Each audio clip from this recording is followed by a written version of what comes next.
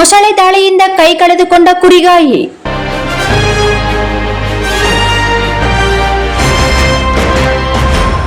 ತಾಲೂಕಿನ ಶಾವಂತಗೆರೆ ಪಂಚಾಯಿತಿಯ ಹಿರೇರಾಯಕೊಂಪಿ ಗ್ರಾಮದಲ್ಲಿ ಬುಧವಾರ ನಡೆದ ಭೀಕರ ಘಟನೆಯಲ್ಲಿ ಕುರಿಗಾಹಿ ಹೊನ್ನಗುಂಡಪ್ಪ 32 ವರ್ಷ ಮೊಸಳೆ ದಾಳಿಗೆ ಒಳಗಾಗಿ ಕೈ ಕಳೆದುಕೊಂಡಿದ್ದಾನೆ. ಕುರಿ ಮೇಯಿಸಲು ಹೋಗಿದ್ದ ವೇಳೆ ಕುರಿಮರಿಗಳಿಗೆ ನೀರು ತರಲು ಕೃಷ್ಣಾ ನದಿಗೆ ಇಳಿದಾಗ ನೀರಿನಲ್ಲಿ ಅಡಗಿದ್ದ ಮೊಸಳೆ ಅವರ ಕೈಗೆ ಕಚ್ಚಿಕೊಂಡಿದೆ. ಮೊಸಳೆ ಅವರನ್ನು ನದಿ ದಂಡೆಯಿಂದ ಸ್ವಲ್ಪ ದೂರ ಎಳೆದುಕೊಂಡು ಹೋಗಿದ್ದರು.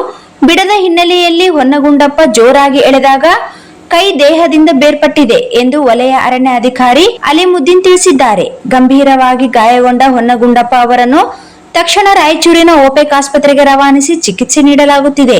ಸದ್ಯ ಅವರು ಪ್ರಾಣಾಪಾಯದಿಂದ ಪಾರಾಗಿದ್ದಾರೆ ಎಂದು ತಂದೆ ಬಸಪ್ಪ ಬಚ್ಚಲ್ ತಿಳಿಸಿದ್ದಾರೆ.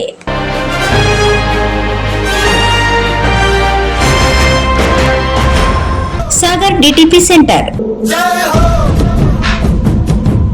ಹಲೋ ಸಂಪಾದಕರೇ, ನೀವು ಪತ್ರಿಕೆ ಡಿಟಿಪಿ ಆಪರೇಟರ್ ಹುಡುಕುತ್ತಿದ್ದೀರಾ?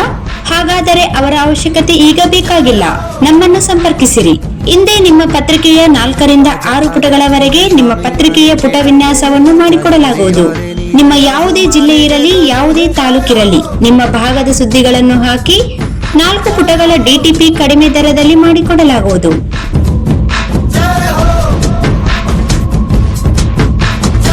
ಹಿಂದೆ ಸಂಪರ್ಕಿಸಿ. ಮೊಬೈಲ್ ಸಂಖ್ಯೆ 8431593151 ಮತ್ತು 9611114528 ಸಂಪರ್ಕಿಸಿ.